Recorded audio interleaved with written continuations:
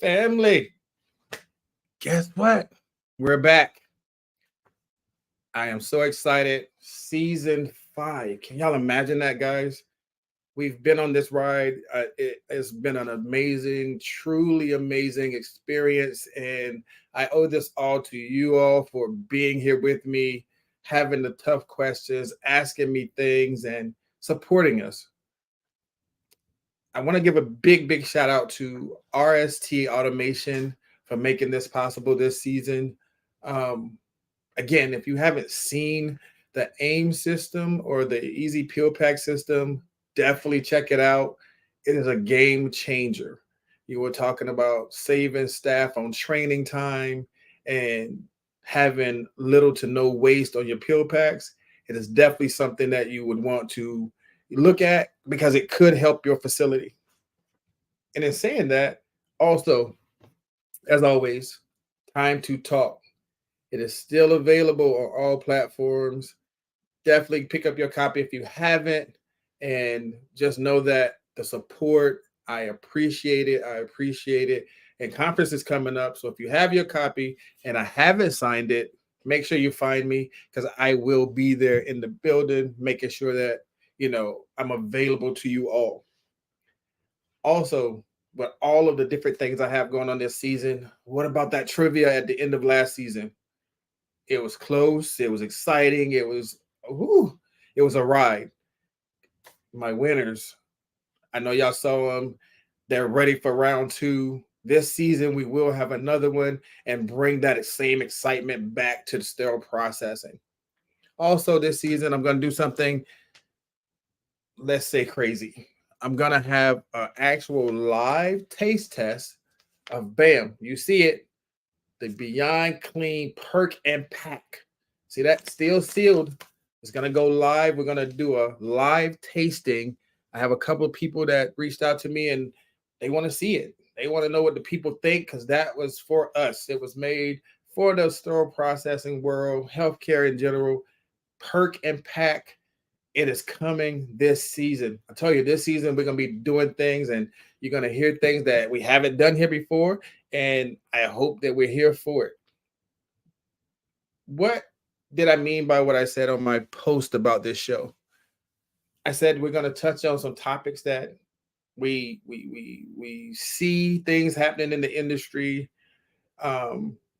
One person replied that, hey, my ASC is now joint driven. And again, that is something that has been happening. Joints are going to ASCs. What does that mean for sterile processing? What does that mean for healthcare in general? I think some of that will be answered tonight. I reached out to a good friend of mine that, we connected and I watched what she has to say, and there's a lot of inspiring things, and you definitely get a feel for who she is as a person through her post, her perspective, and just in general the way that she actively gives you those nuggets every single time she's on. That is why I asked her to come on here to talk about this particular topic, ASCs in general. So in my thought process, I was looking and I said, why ASCs and why would it matter to us, right? ASCs, or as for people, ambulatory surgery centers, they're changing the healthcare by providing a more effective and convenient option for outpatient surgeries and procedures. They offer shorter wait times, lower infection rates, and reduced recovery times compared to the traditional hospital settings. ASCs also help reduce healthcare costs by avoiding unnecessary hospital admissions and utilizing innovative technology for more efficient care delivery. ASCs are revolutionizing the way healthcare services are provided and improving patient outcomes. That was a lot, right? I said all that to say, what does that mean for us? How does that affect us on the back end of that? I think I know the answer. However, I invited my friend, the one, the only, Rebecca Kinney, to talk to us tonight about the ASCs, how physician compensation, how, what does that look like right now, and where do we think it's headed, and how does that affect us overall? So, family, as we always do, can we please welcome Miss Rebecca Kinney to the show? What Rebecca, is up? hey, you're in the building. The family's here. We are here. Glad you can finally make your stop on time to talk and just, give us these new nuggets. These are new things. I want us to make sure that we're touching all these bases. So I want you to explain to the people who you are and why you're here today. All right. What's up, everybody? First of all, I love being here. I Thank always pop onto this show. I always watch it. I'm usually at my daughter's volleyball practice, but a little bit about me. So I worked in sterile processing for 7 years. yes, Then I went on to being a medical sales rep for 8 years. And for the last 2 years, I've owned my own business and I create LinkedIn media for different healthcare companies. Some of them work directly with private practices and physicians, developing and working with AI. Some of them are surgical based companies. And I get to create fun media for them, write educational blogs, and really just help them stand out. So I've kind of walked the whole circle of, being at the sink, cleaning up the total joints, working in right. sterile processing, doing the grind, then selling to the hospitals and pitching at a C-suite level for multi-million dollar contracts and being in the OR and doing in services and the whole jam. And now I get to help promote it. So it's pretty fun. So being that you've been around all of those things, and again, the views that are expressed here are definitely our own and not the companies that we represent when we're out in the industry. If somebody's asking, okay, she's done all that, but what makes her, you know, I guess the spokesperson for this? You've been, like you said, from the sink to now the C-suite, talking and innovating. Where do you fit in this space? It's really interesting. I think I fit in a lot of different ways. I've learned so much in this last year, specifically working with some clients that work directly with physicians. So Yes. I've had to write a lot of educational pieces on Medicare and Medicaid and physician compensation and reimbursement. And these are all topics that I really had no idea about when I worked in sterile processing or as a rep. I mean, you show up to do your thing. You don't think about the back end business side of it and how the facilities get paid and how the doctors get paid, which then in turn affects our volumes in sterile processing and in our ORs. They're just things I never thought of. So I've had to learn them and research them. And it's been pretty eye opening, really. So I wanted to start right there. So you touched on it just a second there. ASC or ambulatory surgical center versus traditional hospital. When you're going to an ambulatory center, and again, you heard what I said earlier, it increases, like, it saves you on the hospital admissions. They said it's more efficient and these type of things. You touched on the volumes. What does that mean for? We'll just go take it to the sterile processing world. What does that mean from a traditional hospital to an ASC, as far as how does that affect us if the doctor wants to go here versus there? So I think the first thing that's important to understand here is that when there's a standalone ASC, Right. they have two different structures. They are either physician owned and run, meaning the physician runs it and owns it, it's independent, or it's hospital owned and affiliated. Okay. So it's part of a healthcare system. So those are two separate entities, both are an ASC. So that's important to know because that definitely changes the volumes because a surgeon that works at an ASC that is tied to the hospital might work in the hospital and in the ASC. Okay. Versus a standalone clinic, a surgeon will only work at that ASC. Okay. So when you're affiliated, I guess you get more patients because you're affiliated with the hospital, or as a standalone, you're searching for your own. How does that? I mean, when you were speaking volumes, how does that surgeon get cases based versus the surgeon that works for the system where those patients can go back and forth? So typically an independent or physician owned has its own client base that they Okay. bring in, that they get referrals for, that they have as their own. So they have to market their own business, they have to promote their own business, and they have to bring their own clients in the door. Okay. Versus when they're affiliated with the hospital system, they come from, say you're part of Kaiser Health, Yes. and Kaiser Health is tied to Providence Health. So you go and you see your doctor, and then you get referred to a specific surgeon within the system. So then you only have a few facilities you can have your surgery at. So Okay. really, it just depends on where the clients are coming from, or where the patients are coming from, I should say. Okay. So let's get right into the meat and potatoes. Yeah. How are ASCs revolutionizing the way healthcare services are being provided these days? Well, obviously we all know there's tons of changes in technology Right. that are fabulous to the patient in the end. But ultimately, what it's doing is providing same day service for a patient. Okay. And oftentimes, more minimally invasive procedures are happening. So that means faster recovery for the patient. That means going home the same day. That means all kinds of benefits to the patient and to the pocketbook in the end, Right. because you're not paying all the hospital fees and overnights. So it's really a win win. But in terms of procedures that Yes. are happening, I went and did a little bit of research before this to find the top 6 procedures that are specialized and being done. And I had to write them down, so bear with me for a second. So, of course, we know robotics, but the Okay. number one robotics procedure that is affecting ambulatory surgery centers are lower lumbar fusions and spine procedures. In So, a that ASC. in the ASC setting. Okay. So, Okay. they're able to do these lumbar and spine procedures minimally invasive with specialty implants that didn't exist before. And the same can be said for like sacroiliac joint fusions, Right. or femoral neck fractures are another example that can be treated ambulatory or outpatient, or coronary stents.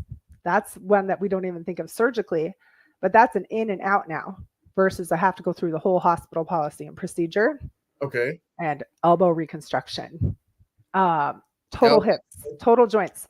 So these facilities have the ability to specialize, whether it's spine, whether it's ortho, whether it's general practice.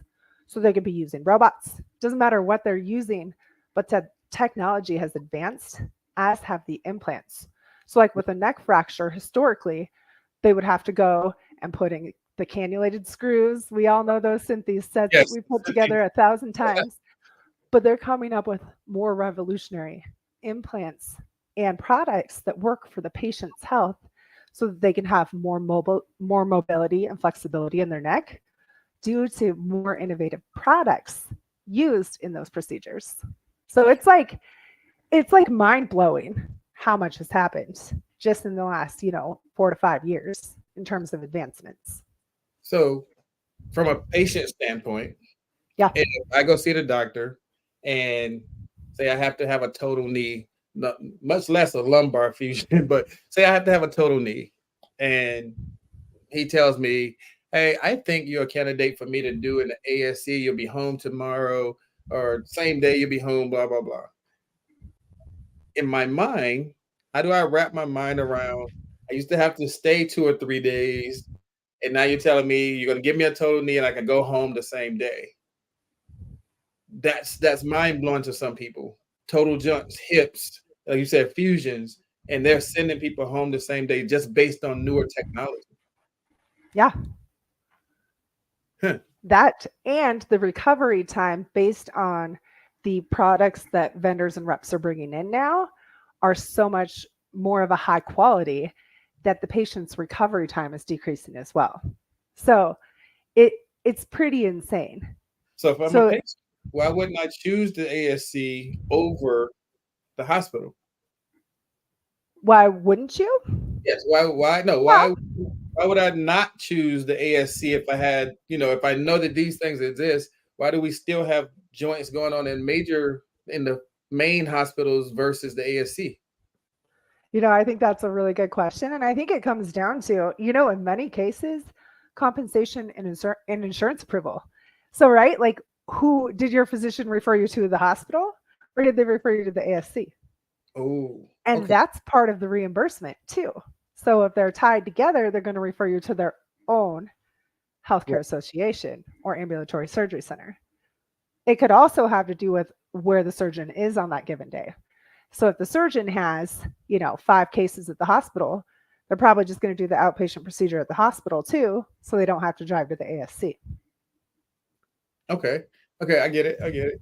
So based on where he may be working at that day, it could dictate if you get to go to the ASC or you get to go to the main hospital.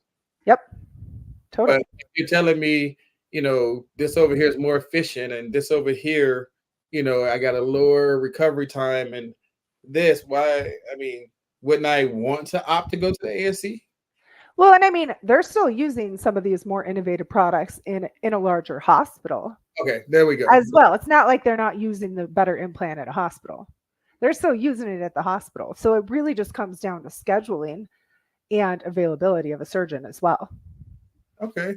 So that was my next question. Like, in what ways do ASCs utilize the innovative technology? And you're saying that some of the newer implants, the robots, and utilizing these things to help with the caseloads at ASCs. So I do notice that ASC schedules are packed. Yeah. So Oh, because yeah. most times they're quick cases, but in the case of like a joint and things like that, their schedules are still packed. I get more efficient, but does packing the schedule mean more efficient, or does it come back to that compensation? So just want to understand, like, you do see ASCs with heavy schedules. Right. Is that a result of that private physician, or is it the hospital itself? I don't think it's necessarily the private physician. And this is where I think the conversation takes a little bit of a unique turn to the conversation you normally have Okay. on this show.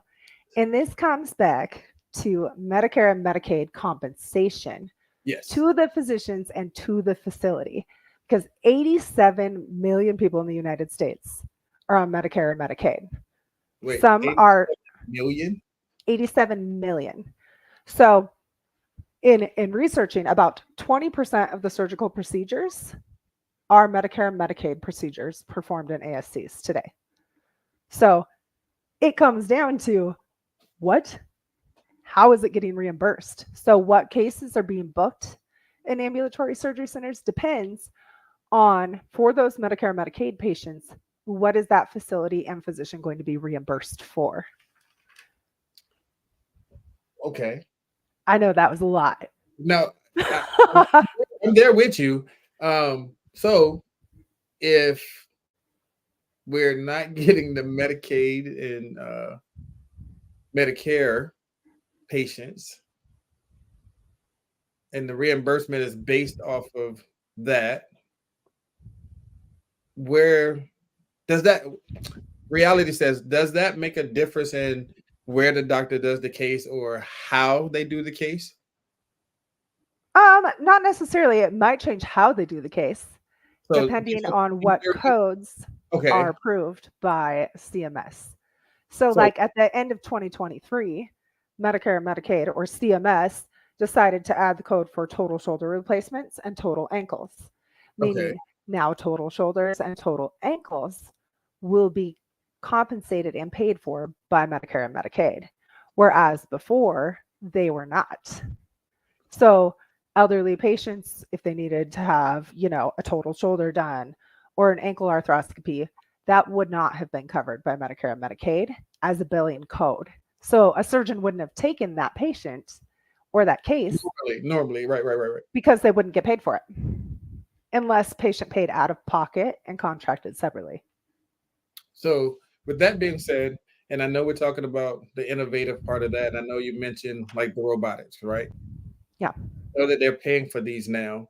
But what a lot of ASCs are moving in that direction. Is that one of the driving factors for putting a robot in an ASC, because it's more attractive for that surgeon to be there to do many cases and do them minimally invasive? You know, I don't know if that would necessarily be a motivation. I guess it would depend on who it's motivation for. Is it a motivation for the surgeon Right. because they can bill more for a robotic procedure, or is it a motivation for the patient? Because I actually, this is funny. I had a girlfriend I was talking to. She's one of the moms at volleyball practice. She's a rep as well, and I had my gallbladder out 2 weeks ago in Okay. an ASC, We're and gonna see. she had her gallbladder out, which turned to an ERCP because it didn't go right. They had to wake her up from anesthesia, but they did her procedure, her gallbladder robotically. And her mind was blown. She's like, why did the doc choose to do the world's easiest, minimally invasive procedure robotically? And I was like, why do you think so, sister? She's like, because they can bill more. Because when facilities, even ambulatory surgery centers, get robotic equipment in their facility, Yes. it is a heavy investment. Right. And, just the service contract alone annually, like not even just the equipment itself, but the service contract to support the equipment is tons of money. So then the ASCs then have to use that equipment to justify the expense. So I think, the So that, question is so it that, being used for the patient or is it being used for the billing? but is that why more procedures can be done robotically? Now, on that note, we're going to talk about that, but I want to go to this quick commercial and we'll be right back. And we're going to get a little bit more into the billing part of that and how that affects, our bottom line when we come right back.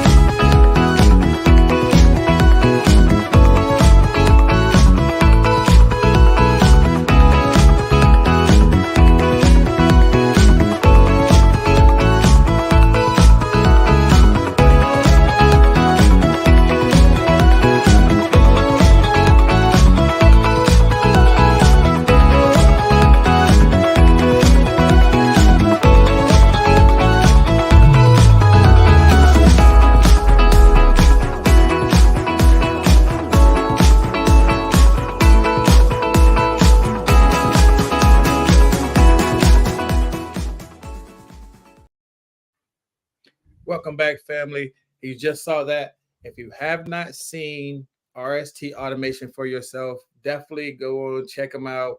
You're talking about game changers. We're talking about changing the landscape of how we do things. That is definitely one of those inventions that you cannot wait to see it in person. And you're talking about cutting down on training. You talk about, again, like I said earlier, the lessen the waste that you have with peel packs, cuts the perfect peel pack every time. If you haven't seen it, check out RST Automation. We're here with Miss Rebecca Kinney, and she's just dropping bombshells on me about the ASC and how it affects the overall outcomes. So, with that being said, and I know we were talking about compensation, and if they have the robot, they have to make sure they're utilizing it and getting the use out of it, and it does come with that price tag to use it. Now, how does the different compensation structures influence the physician's decision uh, when we're talking about preventive versus reactive? Like, so, and I know you know what that means. For the people listening, if he has to make those decisions, how does that compensation structure affect that? Well, there's multiple different compensation structures when it comes to how a facility or a physician is reimbursed. So, for example, if it's a fee for service, that Okay, means a physician receives pay when they provide a service. So, that might encourage reactive care because they get paid based on what they do. They don't get paid like opposite versus like a pay for performance or value-based care. okay, It's a different pay structure and a different billing structure for how they're compensated.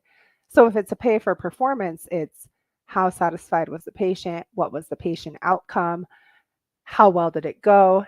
And are you seeing this patient on a regular basis? So that would be more of a preventative form of compensation structure, meaning that if the physician is doing a great job and the patient is healthy, they're not going to be seeing them as much, and they will still receive compensation based on the value they provided. So there are big conversations in terms of value-based healthcare right now. Right. And then there's, direct primary care where a physician can charge a monthly fee to a client to receive their care. So they're incentivized by preventative care as well. So there's also cap performance, salary based. So when they're cap or salary based pay, it works out very well for them to do preventative care as well. So with all of those, does that still play back into the CMS and Medicare, Medicaid, if they're doing any of these services on those type of patients? Yeah, so I think that it does all come back to it because it's based on the billing codes that an ASC or doctor charges by. So the services they're providing will depend on, so if it's a surgical service, usually that's not a preventative type of care. That's a reactive form of care, meaning that a patient, like recently when I had gallstones, right? So we're reacting to a problem that my body had, Got it. and Yeah. surgery had to happen. So then that surgery is billed by a specific billing code, and that is how the facility is compensated because I have my own private insurance. So Okay. then I had to pay a deductible prior to the surgery based on the billing codes they would have put in the system. With them going to the ASC and knowing that all of these structures are in place, does I guess based on which structure they're in, do they know this in advance? Like they're signed on to this ASC based on that billing structure, or they signed on to this ASC based, you know, on the patients or any of that kind of stuff? Um, my, I don't know if I can answer that question right. Can you rephrase that? So you said that the structures before he does his cases or where he does his cases, do they sign potentially? And you may not know, but say Dr. X works at the ASC and they hired him to work there. Is that discussed like, oh, you're going to be at pay for service or you're going to be pay for procedure or performance? Are these factors that get factored into as to if he takes the ASC over the main hospital? No, not specifically ASC over main hospital. I think it depends on how the physician is operating. So if they're based out of their own practice, how they bill and how they collect deductibles ahead of time will be very different than if they're part of a healthcare system or a hospital. Okay. Because the So hospital then deems the way that the physician operates. because if And he's going back and forth, then his pay structure is the same. If he's only yes, working at the ASC, then it may be one of those other structures. right. And on that note, if you're out there and you work at an ASC, and you know she gave me those top 6. I just want to throw this out there. She gave me those top 6 of what's being seen at ASCs. What are some of your specialties that you've seen at your ASC? And as things started progressing, how did they change over the last 24 months? That's a question for my listeners. If you work in an ASC or you are, I know some of us float back and forth between the main and the ASC. So some of the main specialties that you've seen in your particular ASC, and have you slowly started seeing that landscape shift in the last 24 months? Just a question. While we keep diving down this rabbit hole, Rebecca got me in here. So based on the compensation, we talked about reimbursements, we talked about the compensation. From an ASC perspective, right? Where and what do you make of healthcare as it stands right now? I think it's volatile. However, um, it will always be a consistent. And that might seem like a cookie cutter answer, but like how much has changed because COVID happened and there were so many reactive responses to healthcare. And then things have kind of come back to normal and things have gotten busier, but there's still a lot of, you know, staffing issues. there's still a lot of workflow issues. And then as technology advances, therein lies some new challenges Right. when it comes to AI and cybersecurity and things that can greatly affect a hospital that maybe weren't quite as huge before. So I think, of course, we can say if anybody has ever typed anything into Chat GPT before, it will say in the ever evolving healthcare landscape. If you ever see the words ever evolving landscape of healthcare, we know that Chat GPT wrote it. But but I mean it's true, it's facts. Um, but the truth is it is ever evolving. Right. So even let's talk about it in sterile processing, right? Holy crap, the changes that we are seeing due to technology advancements and AI that affect how sterile processing has to view their IFUs, how Right. many more steps are taken. It's getting crazy. Yeah, that's one of the reasons why I thought this was going to be important this season to talk about that. As I'm a Chat GPT, that ever changing landscape. Uh, but I did want to shout out Dr. Martin is here. I saw E. Wilder say great stuff. So people are listening and they are understanding, and now they're getting a big picture here. And it's definitely one of those that people, it's eye opening because you're right. These are not things that we think about in our normal duties of SBD at all. Right. So just hey, good evening, Ricky. So people are here, they want to hear this. So yes, back to just even that point of the changes from one IFU and everything is changing. We just got a new water document. We just got new documents on the way about transportation. All of these things play a factor in the bottom line. When we're talking change and the state of just even SBD right now. I know you were there with us when when it first kicked off, and now you've moved on. But you still have your pulse on SBD. You Yeah. still talk to these doctors and stuff. So when you're working with some of these physicians or you're working with some of these companies, and you're seeing the changes, and just from your media standpoint, you're seeing what they're offering, it's making the job more difficult. How does that play into definitely the mindset of when you're doing your media thing for these people? Like you're like seeing it like, hey, I was there. This is gonna change that. This is gonna change that. What do you think of it when you seeing this new innovation? You know, I always try and say I want to put myself in the shoes Right, of whatever person it is, whether it would be a sterile processing technician, whether it's a surgeon and physician, now not being compensated how they used to be compensated. right, So it's looking at it through the lens of the person receiving it. So whether that's, in sterile processing as AI starts to advance and as IFUs become more complex, it makes me think, what type of software and supporting system and metrics are in place to support that sterile processing department. Because in the end, like how are technicians finding IFUs? How are they updated in a system effectively?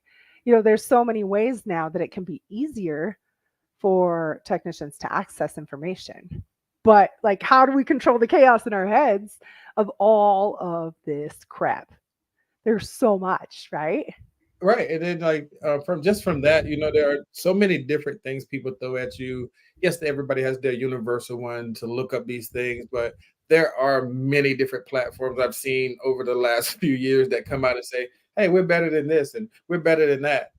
It's all jumbled together now to say what works for that individual facility. But you mentioned it earlier about short staff and you know the cases are still coming. That is a big thing now too. Doing more with less is what they call it. Yeah. Doing more with less, like the surgery schedule still being filled up. We're still short staffed in the SBD, and the doctor's still getting those cases on the schedule because, like you said, these different pay structures may say if I get paid per case or per performance, I'm gonna have to get my cases done because I need that best outcome. So I'm like, keep them coming, keep them coming, keep them coming. But they don't think about the people in SPD. A lot of people don't even know we exist still. And it's hard to imagine that. Right. It's hard to imagine that, but people still don't even know what SPD is really. So, Yeah. Yeah. I think that that's one of the largest factors, right? Because when we're talking about, say, now total shoulders are right, approved by Medicare and Medicaid in, your total joint ASC. Okay. What does that mean for increase in case volumes? How is sterile processing supported throughout the process of case volume increases as technology evolves and more cases are being added on that are, minimally invasive? How how does the inventory need to change that's available to sterile processing?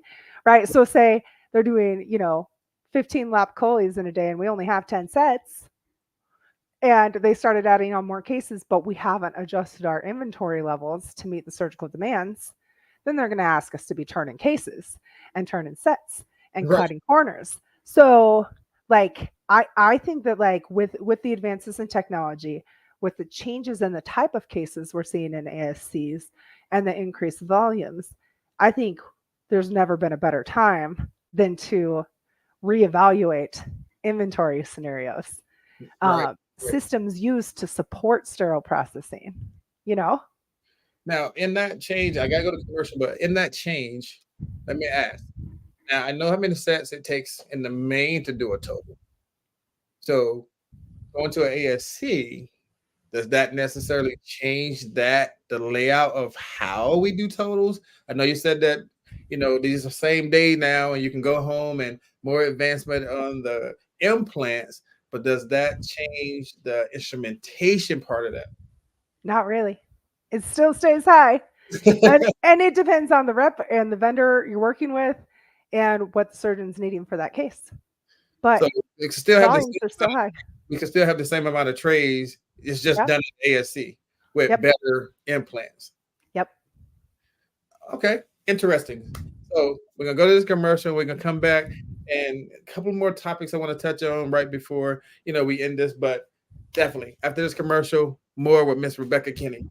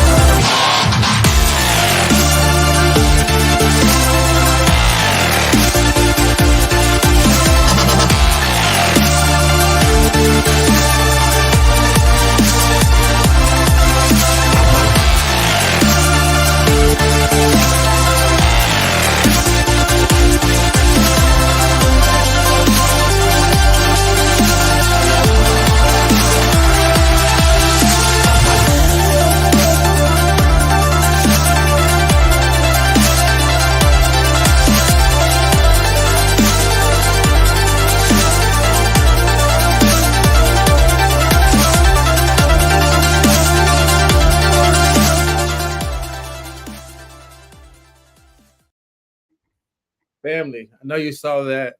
Do you have 30 days to commit to resetting your you? Do you have 30 days that you can commit to resetting you? If you do and you want to make a change in yourself, reach out to UCDI and let that reset begin. I guarantee you, you will see the results.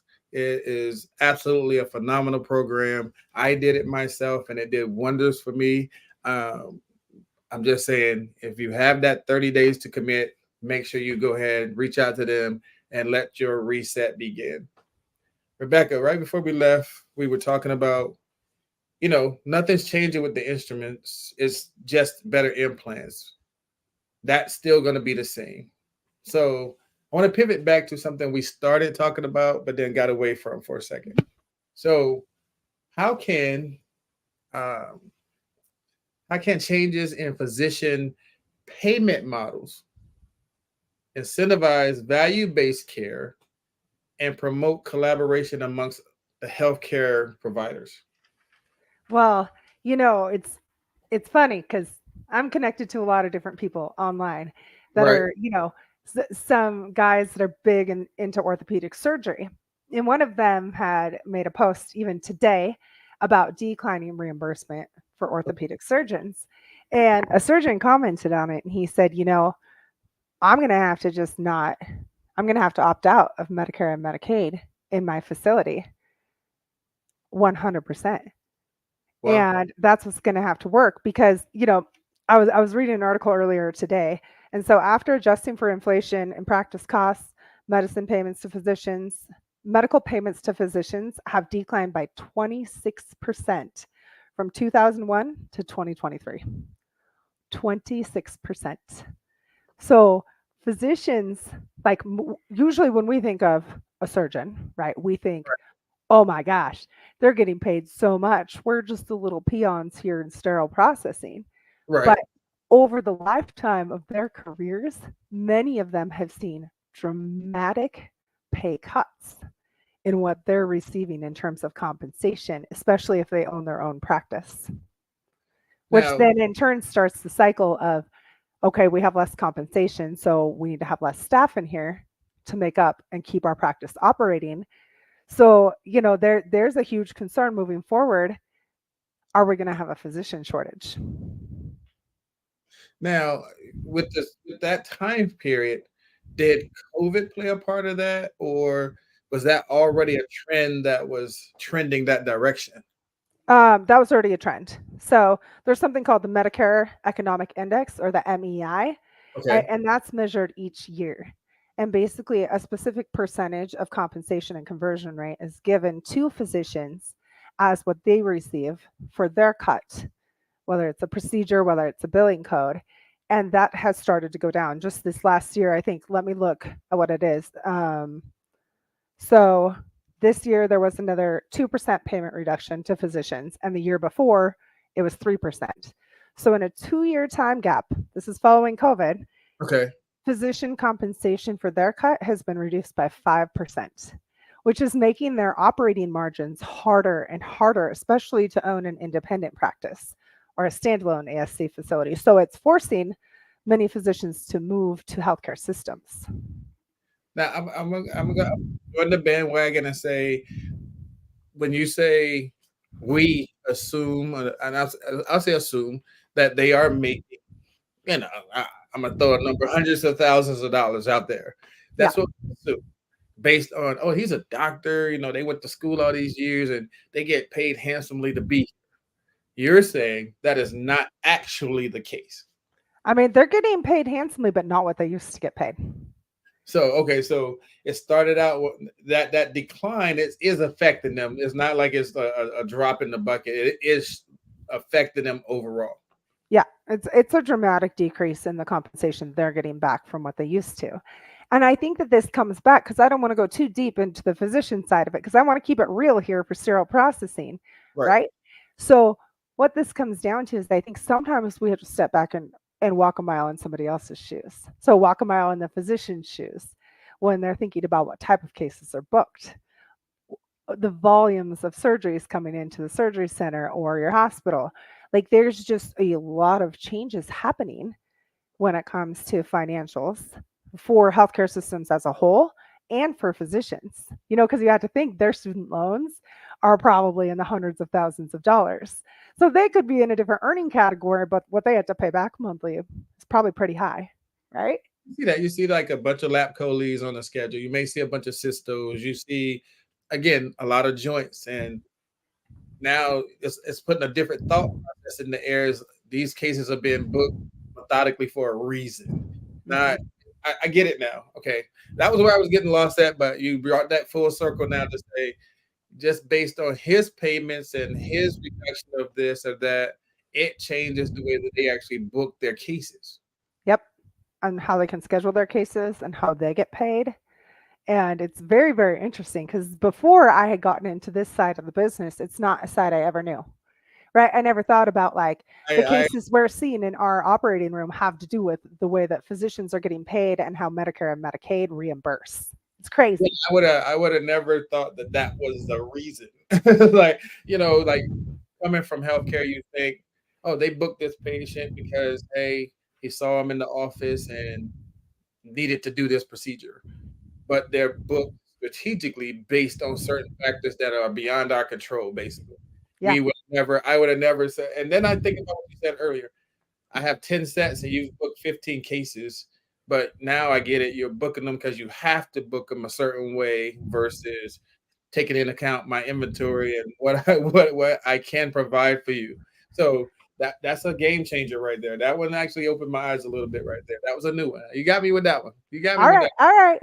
But I do think though there are things that can be done, right? So if we're seeing trends change or our physicians are adding more of a specific type of case, there should be a certain level of communication with sterile processing and the OR in terms of inventory. Like it's not fair to book 15 cases when you have 10 sets. It's But not, you can't back it up. it's not fair. But what I've seen is, and the trend is, if I have 10 sets, you book 15 cases. If I have 15 sets, you book 20 cases. And it happens in that realm that, hey, the more sets you got, the more cases I can do. Oh, that'll give you time to turn that over because that was the first case. This is like case number 15. So you should have time to turn that one over for me to do this one. So again, this, idea that we just supposed to perform. Like so I Yeah. get it. We're just supposed to do because when it's on the schedule, we have to do it. So, like, how this is a question to the audience too. Like, how do we bridge that communication gap? Because it comes down to more than just inventory, it comes down to sterile processing in the operating room communicating on here is our capability and here's our max today. So, how do we make that communication better? Or do our audience members seeing like tons and tons of cases booked that they don't have inventory for? Is this happening in your facilities? So my question then becomes, do you tell a surgeon no? You Well, if can't it's book case. yeah, if it's on the schedule, you can't tell them no, and that's the So, problem, I'm right? saying, so when it's going to go book those cases, and if they're not talking, and a lot of, and I could say a lot of SPDs and ORs do have it right, but there are a lot that don't. Right. You don't check what you have as far as inventory, and you're allowing them to book all of these cases without talking to SPD. You do a disservice to, because then you get into, and again, I'm not here to knock or not knock, but then you get into the quick turnovers like with one tray and all of these other things that people have out there that, Right. you try to make sure that you can keep your day going. Some people swear off one tray. And again, I'm not, like I said, promoting or not promoting. Some people swear it off and say, I'm not doing that. So now you have to run these full cycle and full processing. So that makes the day longer. But then what happens when you're short staffed in those situations because y'all didn't tell the surgeon no? Y'all didn't say, hey, let me check first to see if we can even accommodate that. Right. Or looking at the beginning of the day, like even when I just had my gallbladder out 2 weeks ago, my case was 3 hours late. And let me tell you what, I was sitting in that waiting room having not eaten for 12 hours and not had coffee, which that's not good for anybody. Let me talk to you about that. Huh. Speaking of your Beyond Clean coffee, Like, like mama needed some coffee. And my case was 3 hours late. Now, I don't know why it was 3 hours late, but I do know that the nurse that kept coming back in, I talked to her for a bit, and she was a traveler. And then I text the manager at the facility who wasn't there anymore because I used to be a rep there, and she said that 17 of their 30 staff members left the facility. And so I know, having known the staffing and the team, what the heck was happening. But like there wasn't an adjustment to right. this, well, based on what they could accommodate and do. A But that's, patient was just left sitting there for 3 hours, right? and then and then on that note, ASCs don't typically run all day, right? They're done by like Yeah, 5 5. o'clock or so. They're trying to have their last case done before 3. Like, I mean, I know it don't always be that schedule like that, but most ASCs aren't a 24/7 type No. facility. So if you're 3 hours behind, that's your day just got elongated for what reason? Well, and then someone's left in sterile processing that has to reprocess the lap chole set from my Because case. you need it for the right. So that's where again, that communication piece and everybody working together does try to come in, but we know that it doesn't always happen, right? It doesn't Yeah. always happen. But again, eye-opening stuff. I am actually very now I understand a little bit more.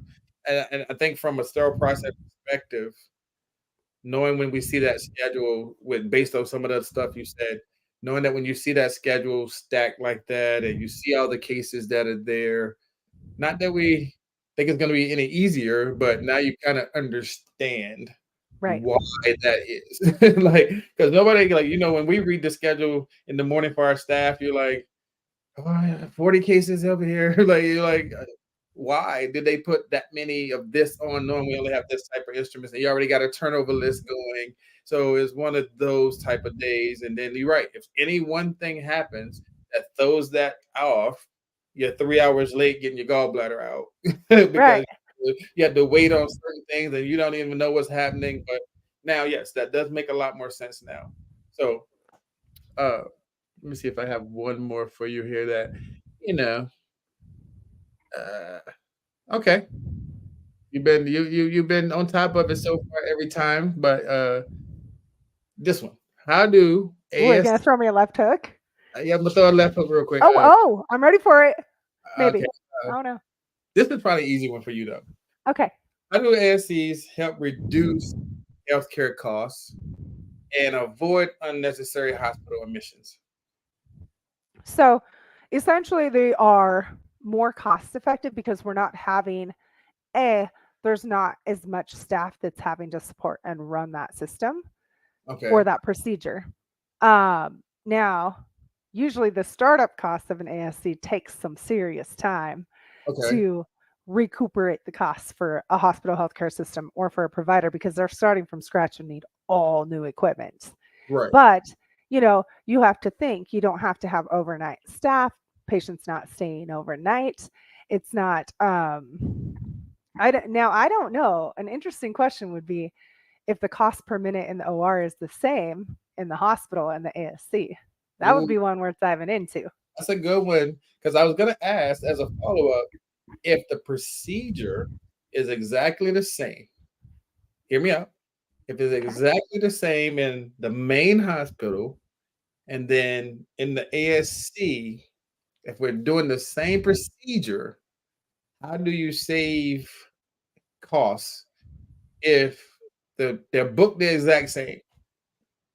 And you told me earlier, it just depends on where that doctor might be that he may do it over here versus over there. How does that And change? I think that it depends on what costs we're looking at, if we're looking at the cost to the patient or the cost to the healthcare facility. Ooh, But okay, I would say that, you know, it's more cost effective simply because, like, if you think about a hospital running for 24 hours, you have okay, to have that sterile processing department staffed for 24 hours. You have right, to have an anesthesiologist on staff. You have to have surgeons on staff for add on and trauma cases. An ASC, you have your set structure of cases, your set number of staff, your set number of hours. So you already have to think that the operating cost is lower for an ambulatory surgery center day to day than okay. it would be for a hospital running 24 hours a day. So supply wise, no change, pretty much. No, I wouldn't say so. I mean, a lap chole is a lap chole in an ASC or a hospital, right? Okay, so we're talking overhead costs. If anything, we're saving because we don't have to have the additional staff to stay to 24 hours or any of those. I think people get confused on that part. Like when we say, cost savings and more efficient and this and that, the supplies and stuff, like we're not shortchanging a patient from one to the other based on supplies. We're going to use the appropriate tools and supplies to do the case.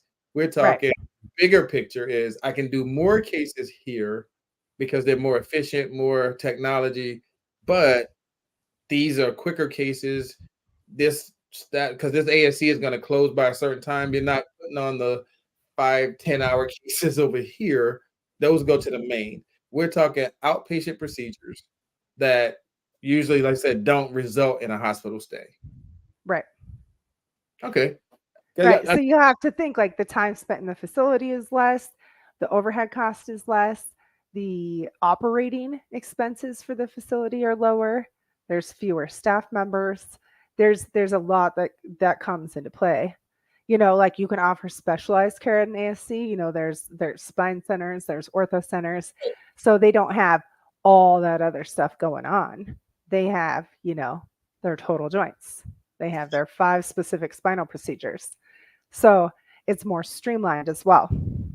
I think that was the part that would throw somebody off when you're saying, hey, you're saving money by doing it over here, but it's not the saving that we would be expecting that in that connotation. It's actually overhead costs, these type of savings, but a lap chole, you're right, a lap chole is a lap chole, a robotic lap, a robotic lap, they're going to be the same. So Right. I definitely understand that. So yes, I got that part. Now I got it. So that's why I said for my listeners, when we're talking about saving, when we're talking about being more efficient, you are right. She hit it on the head. A lap chole is a lap chole. A total knee is a total knee. Might be a better implant and these type of things. But she said the trays, you're gonna get those trays. You know how much a total knee, you're gonna get those for a total hip. You're gonna get the trays you normally would get, but it's better technology that allows that patient to go home. And that's where we were, a little bit lost. I think I wanted just to bring that back full circle for our sterile processing people. Like we're not seeing those savings. It's not that type of savings. Like it's a different type of savings there. Rebecca, you came in, you enlightened us, you brought some new flavor to the show, things that we wouldn't normally talk about, but it does affect us in the end. I think was a new perspective for our listeners who are sterile processing and had no idea that those were mitigating factors and why ASC over main hospital, or even the fact that an ASC cannot belong to a hospital. That was a new wrinkle you threw in there too, because some people always associate ASCs with hospitals, and I think that was something that now they have a better perspective of what is out there. Again, can you tell the people where to find you? Yeah, you guys can find me on LinkedIn primarily. It's where I do everything, Rebecca Kinney. And I am super passionate about personal development. So I have a newsletter that teaches my audience all kinds of ways that you can work on you and unravel a little bit so that you can show up and serve in your healthcare facilities at your highest level. So go subscribe to the newsletter. Love yourself. Be awesome.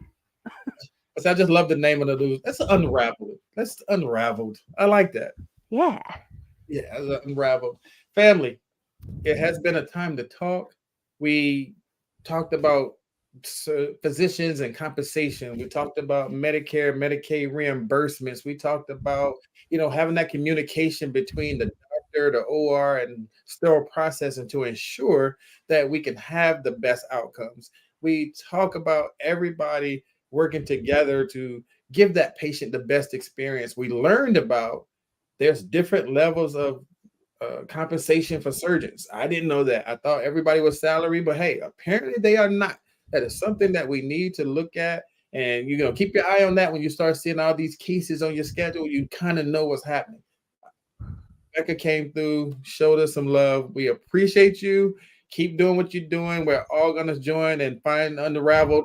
We see everything that you're doing online. You are definitely, touching and reaching people with your 2 minutes.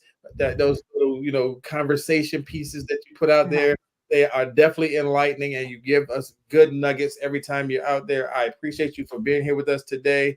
Family, it has been time to talk. Season 5, we are here. It is time. As always, I say this, same place, same time next week. Let's talk about it. Thank you, Rebecca. I'll see you soon. You going to conference? I don't know yet. Maybe. Ooh, you got to be there. Let's unravel in person. All right. All right. So there we go. Family, thank you. I'll see y'all next week. All right. Bye, guys. Thank you.